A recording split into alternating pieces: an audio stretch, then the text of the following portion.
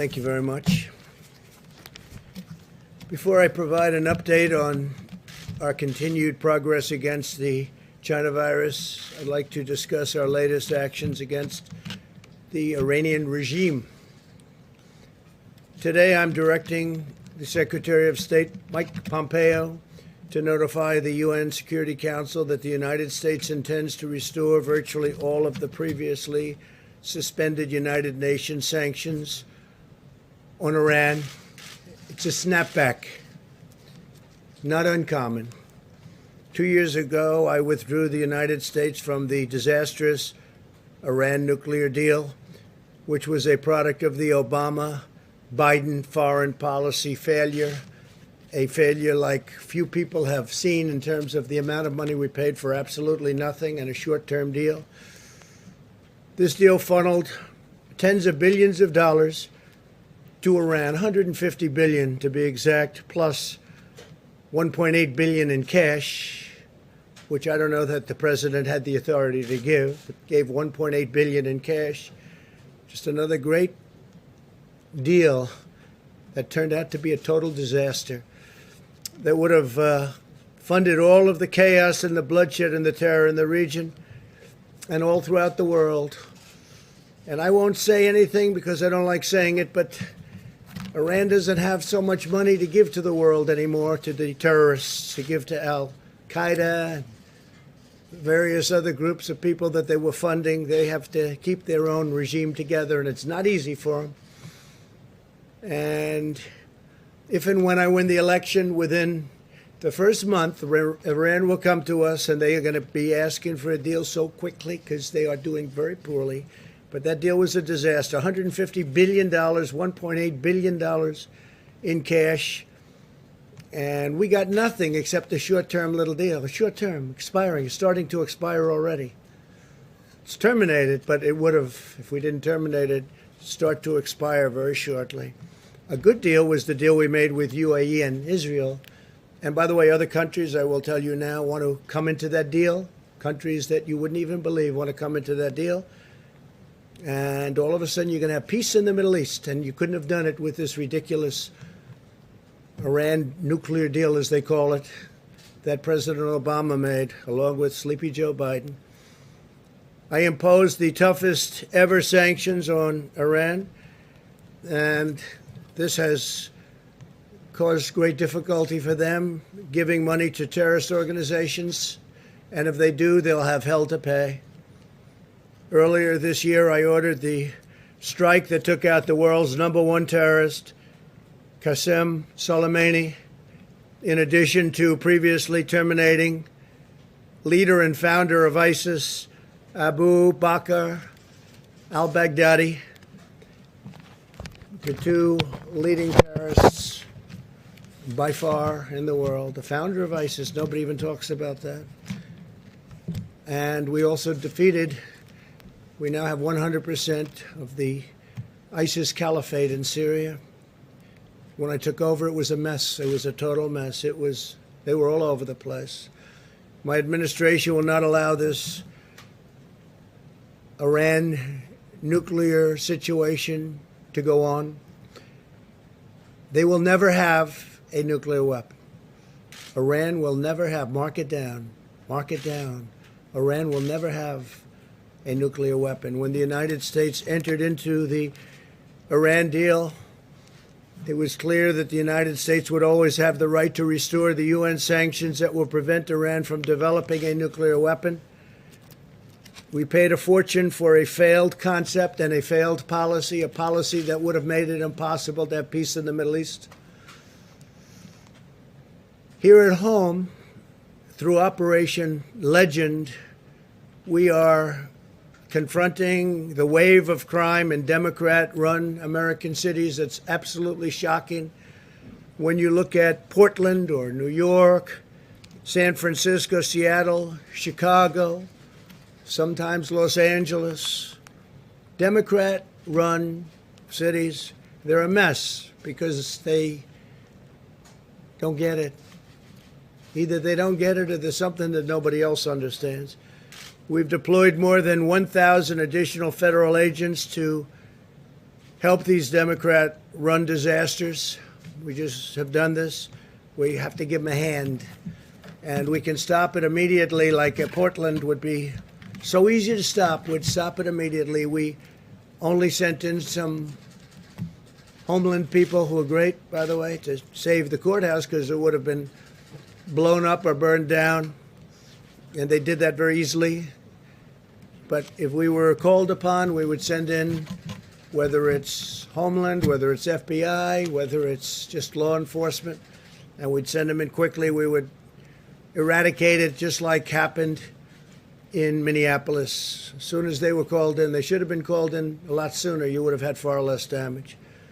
Today we announced that Operation Legend has successfully resulted in nearly 1,500 arrests already. Bad ones, really bad people. Prosecutions and prison sentences will follow, and they'll be a very long time in prison for what they've done to these cities. Most cities are well run. Most of the nation is well run.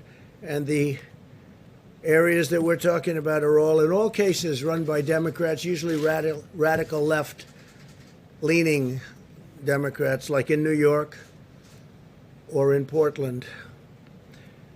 We've made arrests in Kansas City, Chicago, Cleveland, Detroit, Milwaukee, St. Louis, Memphis, and Albuquerque for many violent crimes, including gun crimes, arson, and 91 murders. We're also using the full power of the federal government to defeat, as you know, the China virus. New cases have declined in 80% of the jurisdictions in the past week. 80%. New Zealand, by the way, had a big outbreak. And other countries that were held up to try and make us look not as good as we should look, because we've done an incredible job, but they're having a lot of outbreaks, but they'll be able to put them out, and we put them out. The hospitalization rate has fallen in our country, 54% since its peak in April, 54%. Older Americans are still the most vulnerable to the virus. 92% of deaths have occurred among those 55 and older. Only 2.7% of deaths have occurred among those 44 years. Think of that, 44 years and younger. So 44 years old and younger, only 2.7% of deaths have occurred. And many of those people had pre-existing conditions, they had problems, heart, diabetes, and other problems, but many of those. So think of that, only 2.7% under 44 years of age. Excess mortality in Europe this year is 33% higher than the United States. Evidence that the tragic cost of this virus is higher in other Western nations. South Korea, you've been reading about South Korea doing well. Well, they just had a very big breakout, but they'll be able to solve the problem. We must all remain vigilant and continue to exercise extreme caution around those at highest risk. As we know, multiple colleges and universities announced that they would suspend in-person teaching. Now, we have learned one thing. There's nothing like campus. There's nothing like being with the teacher as opposed to being on a computer board. It's been proven a lot better. It's a lot better. The iPads are wonderful, but you're not going to learn the same way you do by being there. So nevertheless, certain colleges and universities have announced that they would suspend the in-person teaching. For older people and individuals with underlying conditions, the China virus is very dangerous, but for university students, the likelihood of severe illness is less than or equal to the risk of a seasonal flu. And the seasonal flu happens and comes and it goes, and it can be very bad, but people don't talk about it in the same way, and they shouldn't. But if you look at that, the odds are less than or equal to. Instead of saving lives, the decision to close universities could cost lives. It is significantly safer for students to live with other young people than to go home and spread the virus to older Americans. Make sense? and the shutdown thing is causing tremendous depression for those places that are still shut down. You look at certain areas that, in all cases, Democrat run, still shut down, and the numbers there aren't even good, but causing tremendous depression, suicide, drugs, alcohol, abuse. A lot of problems are being caused. Probably far more, I would say, Scott, than is caused by the virus itself, now that we understand the virus. Colleges should take reasonable precautions. Students who feel sick should not attend class and should limit social interaction as they would for any other illness. And universities should implement measures to protect the high-risk students or professors and teachers. The ultimate goal of testing is to prevent transmission in high-risk settings and to prevent transmission, period, but especially in nursing homes, and to care for the vulnerable and our elderly, which really fit into that definition of who is vulnerable. We have tremendous unused testing capacity in our country. We have a tremendous unused testing capacity. It's something that a lot of other nations are very impressed with, they tell us. In our path forward, we will continue to follow a science-based approach to protecting the high risk while enabling healthy Americans to safely go back to work and school. Our country will be open. Our country is getting open quickly. Our stock markets are almost back to where they were prior to the China virus disaster coming in. And I want to thank you all for being here, and we'll take some questions. Yeah, please. During the pandemic, the QAnon movement appears to be gaining a lot of followers. Can you talk about what you think about that and what you have to say to people who are following this movement right now? Well, I don't know much about the movement other than I understand they like me very much, which I appreciate. But I don't know much about the movement. I have heard that it is gaining in popularity, and from what I've heard, these are people that when they watch the streets of Portland, when they watch what happened in New York City in just the last 6 or 7 months, but this was starting even 4 years ago when I came here, almost 4 years, can you believe it? These are people that don't like seeing what's going on in places like Portland and places like Chicago and New York and other cities and states. And I've heard these are people that love our country and they just don't like seeing it. So I don't know really anything about it other than they do supposedly like me, and they also would like to see problems in these areas, like especially the areas that we're talking about, go away, because there's no reason the Democrats can't run a city. And if they can't, we will send in all of the federal, whether it's troops or law enforcement, whatever they'd like, we'll send them in, we'll straighten out their problem in 24 hours or less, okay? Well, just real quick, at the crux of the theory is this belief that you are secretly saving the world from this satanic cult of pedophiles and cannibals. Does that sound like something you are behind? Well, I haven't heard that, but is that supposed to be a bad thing or a good thing? I mean, you know, if I can help save the world from problems, I'm willing to do it. I'm willing to put myself out there. And we are, actually. We're saving the world from a radical left philosophy that will destroy this country. And when this country is gone, the rest of the world would follow. The rest of the world would follow. That's the importance of this country. And when you look at some of the things that these people are saying with defund the police and no borders, open borders, everybody just pour right into our country. No testing, no nothing. You know, you talk about testing, no testing. Mexico, as you know, has a very high rate of infection. The wall is now going to be next week 300 miles long. Our numbers are extraordinary on the border. Had that, and this is through luck perhaps, more than talent, although the talent is getting it built when one party refuses to allow it. You don't hear talk about the wall anymore. But I will say this, we need strength in our country, not weakness. Too much weakness. Yes, John. Mr. President, you have been very bullish on the promise of convalescent plasma Yeah. to treat coronavirus. The FDA appeared to be on the brink of issuing an emergency use authorization for convalescent plasma, but after hearing from top officials at the NIH that there wasn't enough evidence to go ahead with that, the FDA has put that on pause. Your reaction to that, and do you believe that convalescent plasma should be in the arsenal of treatments for coronavirus? Well, I hear great things about it, John. That's all I can tell you. And it could be a political decision because you have a lot of people over there that don't want to rush things because they want to do it after November 3rd. And you've heard that one before. But I've heard fantastic things about convalescent plasma. And I've heard numbers way over 50% success. And people are dying.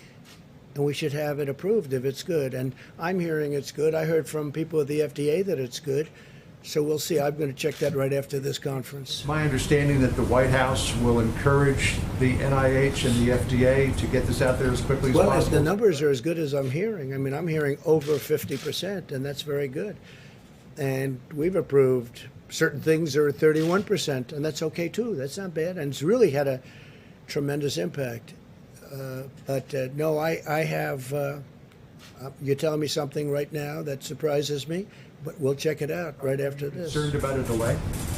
I don't want delays. I don't want people dying. I don't want people dying. Yeah, please go ahead. Mr. President, I want to ask you about your tweet earlier today on Goodyear. It was essentially calling for a boycott on Goodyear tires. Do you want the federal government to stop buying and using Goodyear product as well? And is there Well, I'm anything? not happy with Goodyear because what they're doing is playing politics. And the funny thing is the people that work for Goodyear, I can guarantee you, I poll very well with all of those great workers in Goodyear. And when they say that you can't have Blue Lives Matter, you can't show a blue line, you can't wear a MAGA hat, but you can have other things that are Marxist in nature, there's something wrong with the top of Goodyear. And what the radical left does is they make it impossible for people to do business if they're Republican or if they're conservative. They put out all sorts of effort, don't shop there. They do vicious things, not so different than what you saw on the streets of Portland 2 nights ago.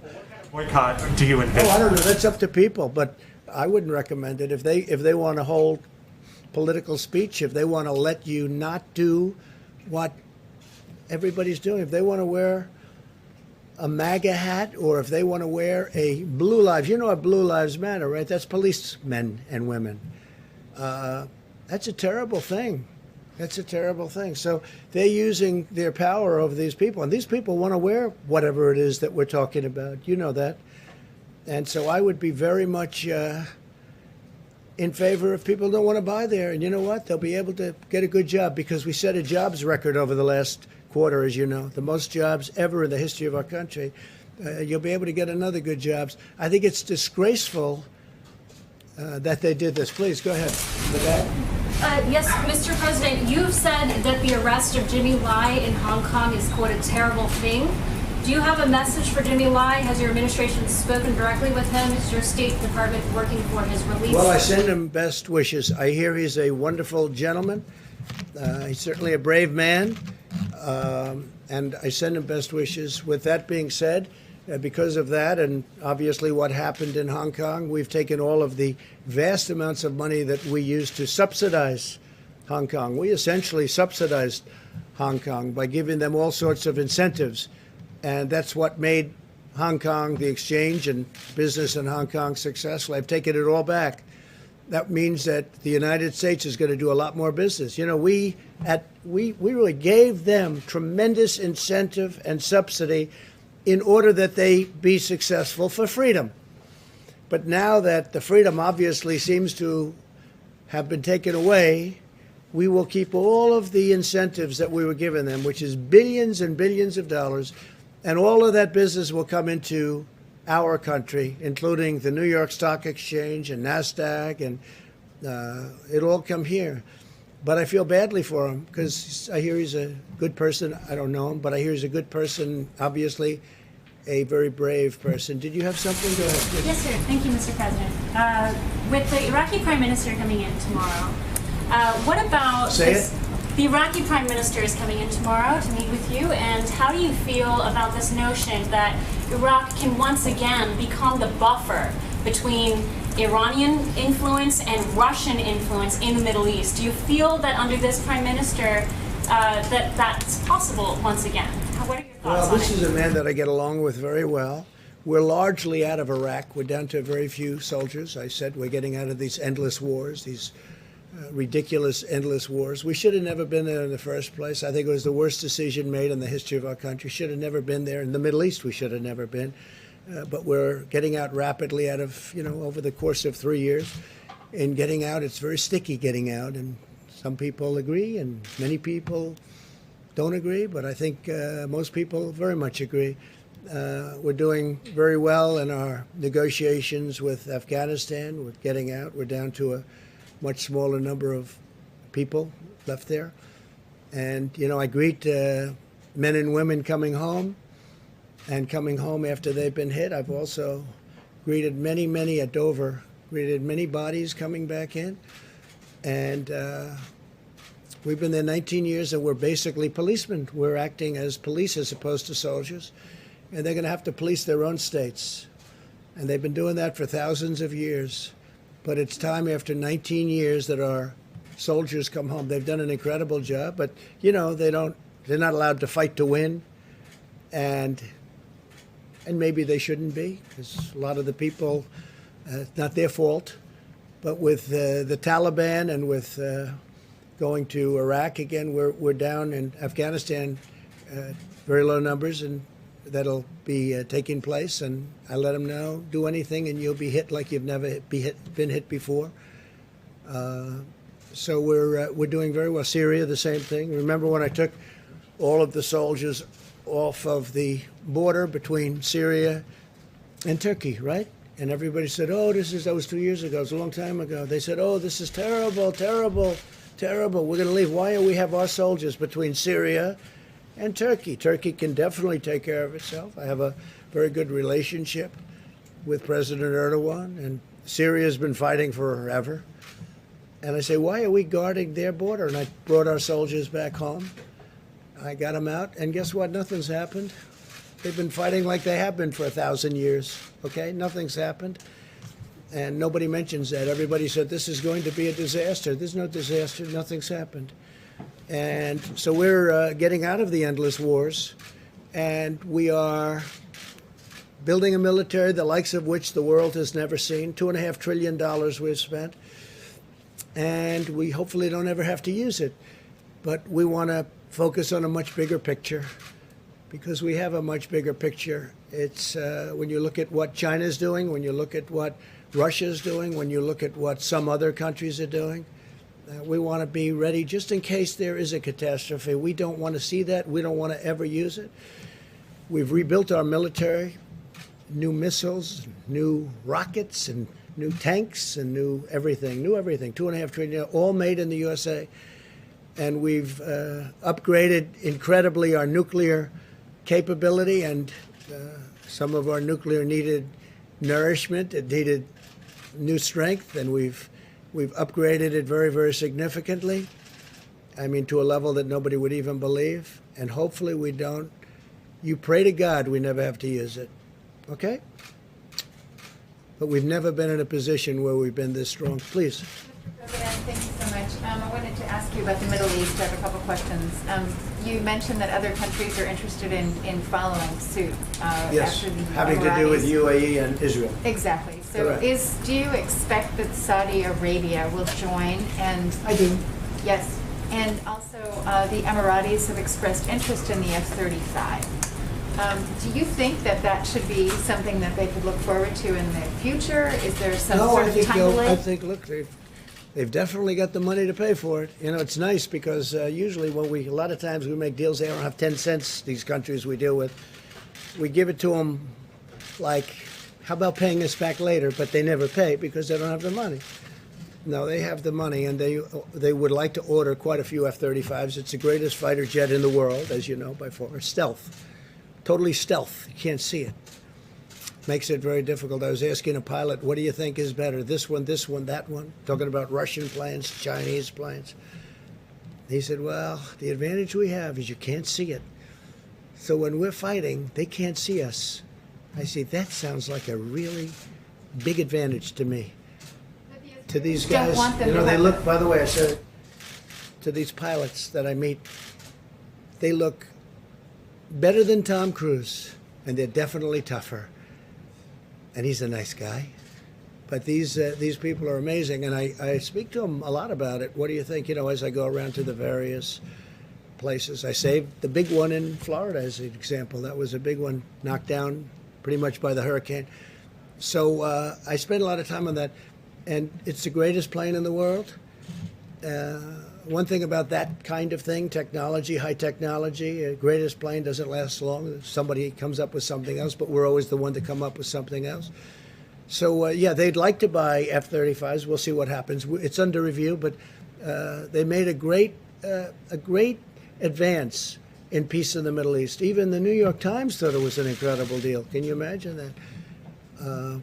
Tom Friedman had a very nice thing to say about it. I spoke to him about it. He thought it was terrific, and it is terrific. I see a lot of countries coming in fairly quickly, and when you have them all in, ultimately Iran will come into. There'll be peace in the Middle East. That'll be nice. Iran will be very much neutralized. They never thought this could have happened. And with the horrendously stupid Iran deal signed by Obama, this could have never happened. Israelis are so. On the Goodyear issue, you ride on Goodyear tires in the presidential limousine. Correct. If there were an alternative, would you want those tires swapped out? Yeah, I would do that. I would swap them out based on what I heard. We'll see what happens. Look, you're going to have a lot of people not wanting to buy that product anymore, and they'll buy from a competitor, made in the USA too. Okay, please. Go ahead. Mr. President, excerpts from Obama's speech that he'll give later at the Democratic Convention show that he says that he hoped that you would take being president more seriously once you had the job and discover reverence for democracy. And then he said, I quote, but he never did. What is your reaction to You that? know, when I listen to that and then I see the horror that he's left us, the stupidity of the transactions that he made. Look what we're doing. We have our great border wall. We have security. We have the UAE deal, which has been universally praised by people that aren't exactly fans of Donald Trump for various reasons. I don't know why. Can't be my personality, but they're not fans, right? And when I look at what we have, and I look at how bad he was, how ineffective a president he was so ineffective, so terrible. Slowest growing recovery in the history, I guess, since 1929 on the economy. Don't forget, until the China virus came in, we had the greatest economy in the history of the world. And now we're doing it again. I'm going to have to do it a second time. We're doing it again. Hard to believe. We're doing very well. You heard the numbers. They're way, way down on the virus. But when you look at the kind of numbers that we're producing on the stock markets, we're almost at the level. In fact, NASDAQ and S&P are higher than they were at their highest point prior to the China virus coming and the plague coming in. Now, President Obama did not do a good job. And the reason I'm here is because of President Obama and Joe Biden. Because if they did a good job, I wouldn't be here. And probably if they did a good job, I wouldn't have even run. I would have been very happy. I enjoyed my previous life very much. But they did such a bad job that I stand before you as president. Thank you all very much. Thank you. Mr. President, why would you threaten the mayor